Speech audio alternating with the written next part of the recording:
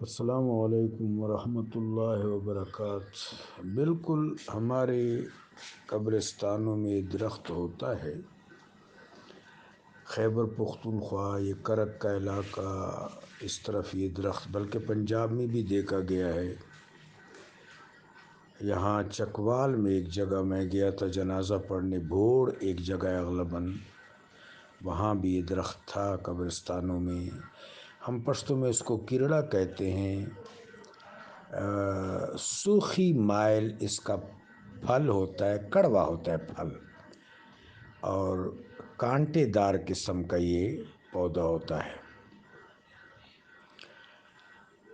اب قبرستانوں میں اس کا پایا جانا یہ ایک فطرتی امر ہے، ظاہر زمین میں اگتا ہے۔ جہاں تک کھجور کی بات ہے، وہ آپ کے علم میں ہے کہ سرکار دو عالم صلی اللہ علیہ وسلم دو قبور کے پاس سے گزرے۔ آپ نے صحابہ کرام رضی اللہ تعالیٰ عنہم کو بتایا کہ ان اہل قبور کو عذاب ہو رہا ہے۔ پھر وہاں کھجور کے درخت سے آپ نے ایک حصہ کاٹا، اس کو دو حصوں میں تقسیم کر دیا، ایک طرف لگایا، دوسرا دوسری طرف لگایا۔ پھر فرمایا جب تک یہ سبز ہے ان کا عذاب نہیں ہوگا یا کم ہوگا، چونکہ اشجار اللہ کی ثنا کرتے ہیں، اللہ کی حمد و ثنا کرتے ہیں، اور اس کی برکات اہل قبور کو پہنچتی ہیں۔ اب قابل غور بات ہے کہ اشجار تکوینی طور پر حمد و ثنا کرتے ہیں۔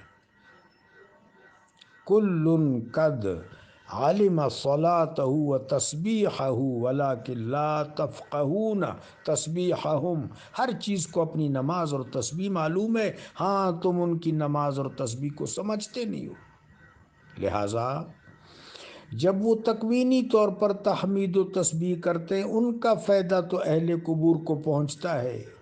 انسان جو تشریعی طور پر انابت کے ساتھ، اکتسابی توفیقی اکتساب کے ساتھ وہ کچھ پڑھتا ہے، نفل پڑھتا ہے، صدقہ کرتا ہے، تسبیح و تحلیل کرتا ہے، اس کا ثواب ایصال کرتا ہے اہل قبور کو، تو وہ کس درجہ میں پہنچے گا؟ جب تکوینی تسبیح اس درجہ میں پہنچتی ہے تو تشریعی تسبیح کس درجہ میں پہنچے گی؟